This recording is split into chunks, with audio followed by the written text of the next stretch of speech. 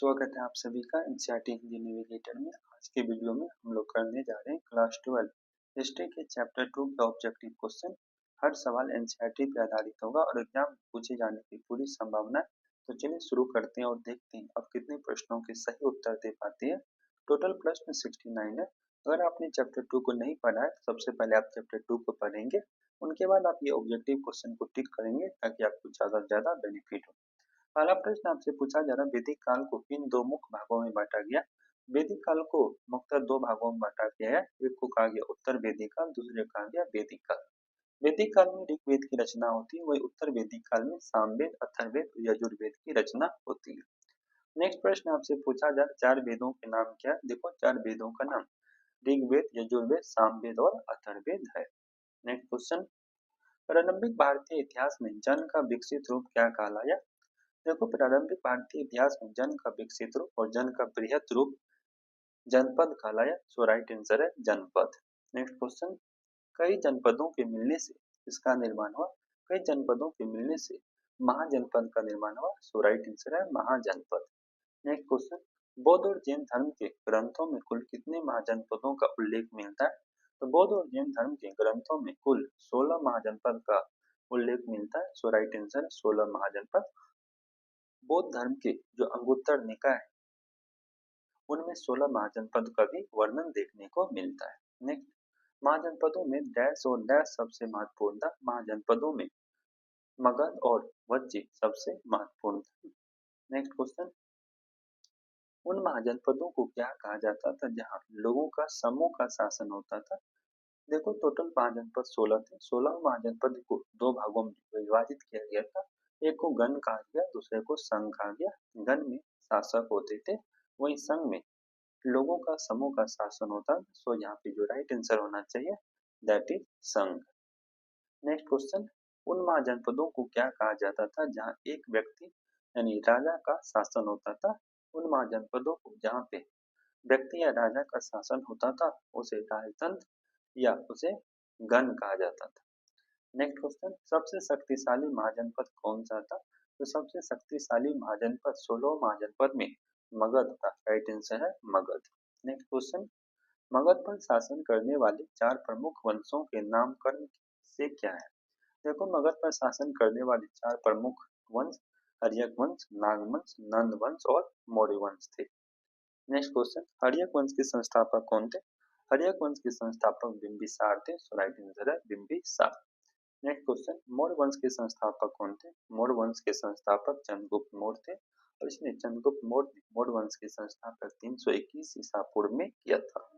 Next question, Magadh की प्रारंभिक राजधानी क्या थी जिसे बाद में पाटलिपुत्र स्थानांतरित कर दिया गया।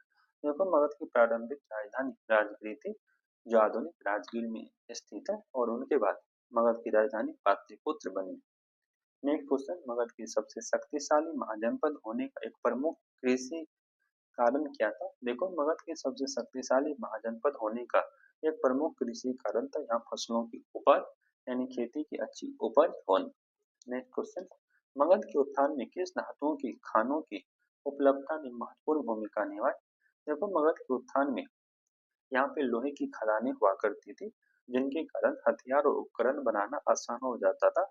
यह कहीं न कहीं मगध को शक्तिशाली बनाने में मदद किया। सो राइट आंसर लोहे की खदानें जिनसे उपकरण और हथियार बनाना आसान था। नेक्स्ट क्वेश्चन, मगध की सेना का एक महत्वपूर्ण अंग क्या था जो जंगली क्षेत्रों में आसानी से उपलब्ध था। देखो मगध का जो क्षेत्र था वह जंगली क्षेत्र था और जंगली क्षेत्र में जो हाथी वह उपलब्ध था और हाथी का इस्तेमाल सेना के रूप में किया जाता था। सो राइट आंसर है हाथी। नेक्स्ट, किस कारण से मगध में आवागमन सस्ता और आसान हो गया था। यहाँ पे कई नदियों थे इस जिसके कारण से मगध में आवागमन सस्ता और आसान हो गया था। सो गंगा और उसकी उपनदियों से सस्ता और सुलभ आवागमन हो गया था। नेक्स्ट, किन नए धर्मों के लेखकों ने मगध के शासकों की नीतियों पर प्रभाव डाला। देखो मगध के शक्तिशाली होने में ऐसा माना जाता है स्पेशली बौद्ध और जैन धर्म के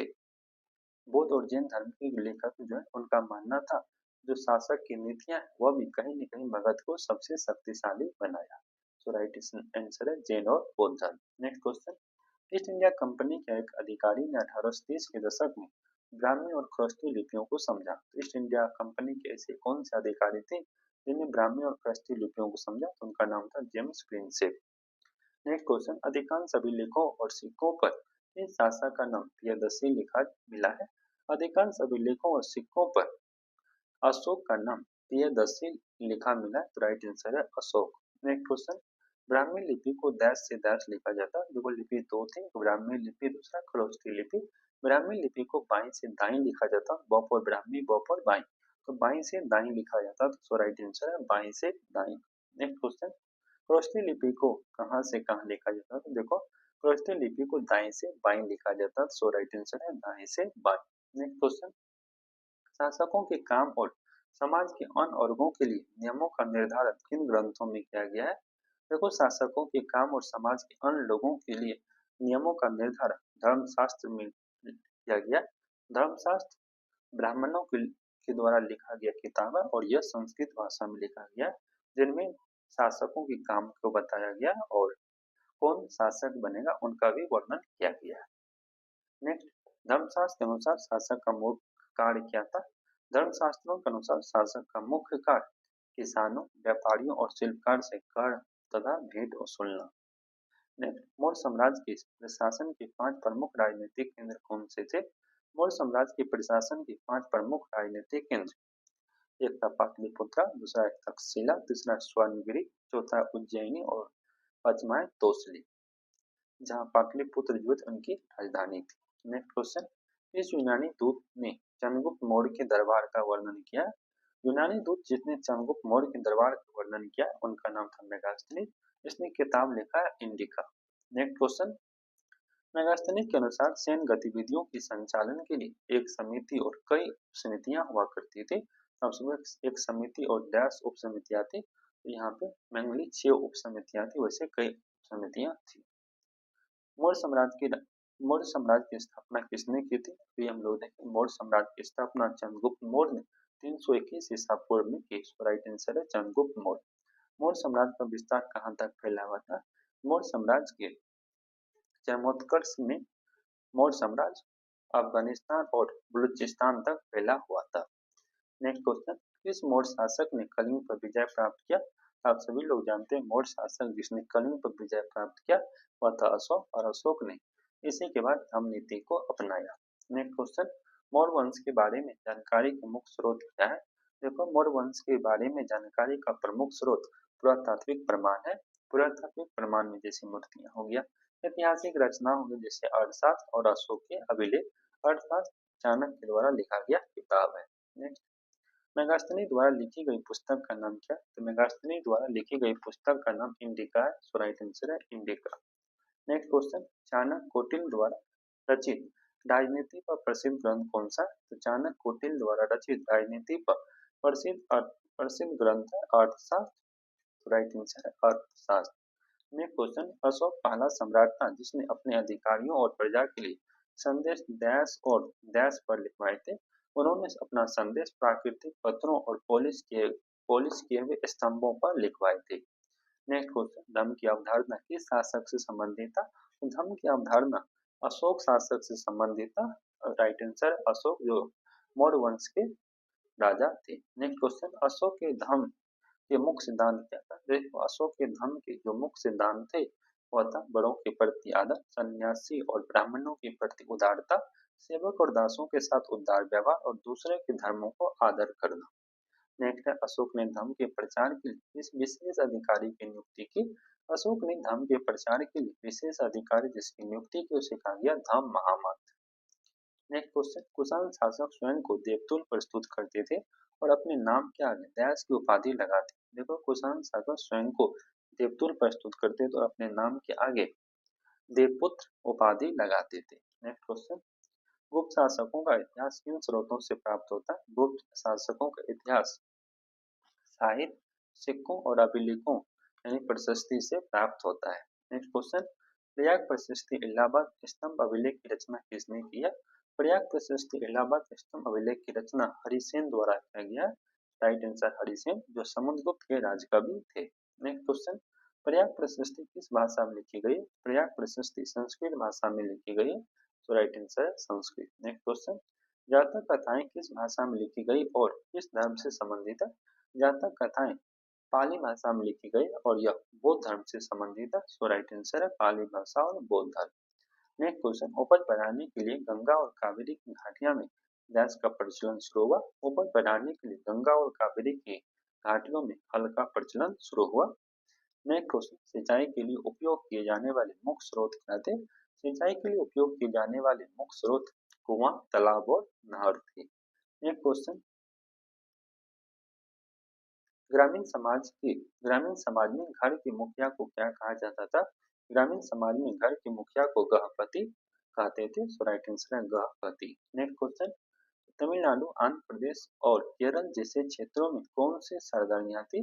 देखो, तमिलनाडु, आंध्र प्रदेश और केरल जैसे क्षेत्रों में चोल, चेर और पांड्या जैसे सरदारियां थी। नेक्स्ट क्वेश्चन, दक्षिण के राज्यों के बारे में जानकारी का मुख्य स्रोत क्या है? दक्षिण के राज्यों के बारे में जानकारी का मुख्य स्रोत संगम ग्रंथ है। सो राइट आंसर है संगम ग्रंथ। नेक्स्ट क्वेश्चन, सरदार और सरदारी शक्तिशाली व्यक्ति जिसका पद पर डैश हो सकता था और नहीं भी, तो ये राइट है वंशागुनत।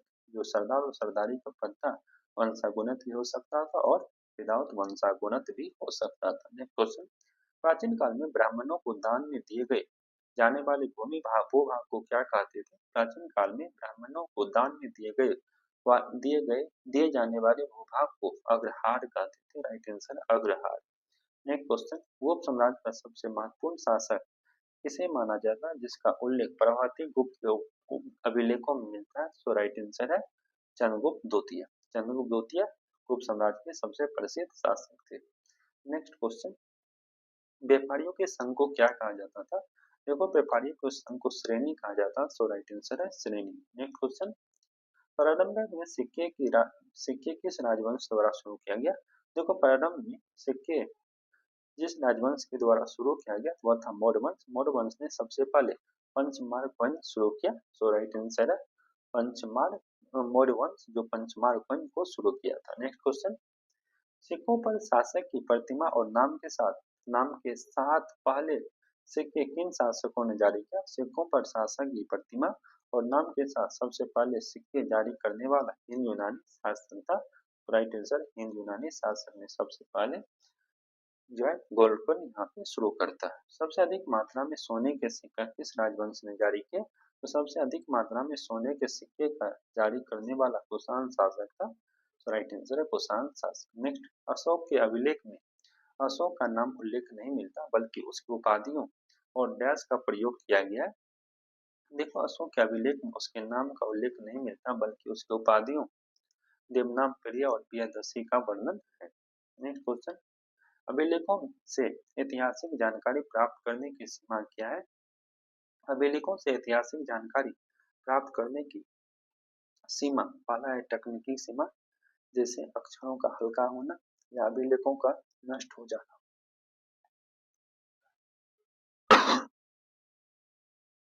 नेक्स्ट क्वेश्चन, अभिलेखों की एक और सीमा यह है कि उनमें देश लोगों के विचारों का अभाव होता है। अभिलेखों की एक और सीमा यह है कि उनमें आम लोगों के विचारों का अभाव है। नेक्स्ट क्वेश्चन, मगध साम्राज्य की राजधानी पाटलिपुत्र और देश नदी के संगम पर स्थित है। मगध साम्राज्य की राजधानी पाटलिपुत्र और सोन और गंगा नदी के तट पर स्थित है। नेट का संचालन करना था हुआ है पैदल सैनिकों। नेक्स्ट है, किस प्रकार के शासक अपने नाम के साथ देवता को जोड़ते थे? तो राइट आंसर है देविक राजा। नेक्स्ट क्वेश्चन, गुप्त शासकों द्वारा कवियों के माध्यम से अपनी प्रशंसा में लिखवाए गए लेखकों क्या कहा जाता था? गुप्त शासकों द्वारा कवियों के माध्यम से अपनी प्रशंसा में लिखवाए गए लेखकों को प्रशस्ति कहा जाता था। नेक्स्ट क्वेश्चन, सरदार अपने अधीन डैश लोगों से लेता था। सरदार अपने अधीन लोगों से भेंट लेता था। राइट आंसर भेंट। गुप्त शासक चंद्रगुप्त द्वितीय की पुत्री को क्या नाम था जिनका विवाह दक्कन के वकाटक परिवार से हुआ था? तो गुप्त शासक के चंद्रगुप्त द्वितीय की पुत्री का नाम प्रभावती गुप्त था। नेक्स्ट क्वेश्चन, गुप्त काल के प्रमुख व्यापारिक नगर कौन से थे? गुप्त काल के प्रमुख व्यापारिक नगर पाटलिपुत्र, उज्जैन, पुहार और मथुरा थे। नेक्स्ट क्वेश्चन, गुप्त काल में व्यापारियों के संग यानी श्रेणी का मुख्य कार्य क्या था? गुप्त काल में व्यापारियों के संग श्रेणी का मुख्य कार्य कच्चे माल को खरीदना और उनसे सामान तैयार कर बाजार में बेचना था। नेक्स्ट क्वेश्चन, देवनाम प्रिय उपाधि का क्या अर्थ है? देवनाम प्रिय उपाधि का अर्थ देवताओं का प्रिय है जो अशोक ने लगाया था। नेक्स्ट, प्रियदर्शी उपाधि का क्या अर्थ है? प्रियदर्शी उपाधि का अर्थ देखने में सुंदर है। इस वीडियो में हम लोग देखें क्लास 12 हिस्ट्री के चैप्टर 2 के महत्वपूर्ण ऑब्जेक्टिव क्वेश्चन। आशा करते हैं यह वीडियो आपके लिए काफी आपको बहुत कुछ सीखने को मिलेगा इस वीडियो से। धन्यवाद।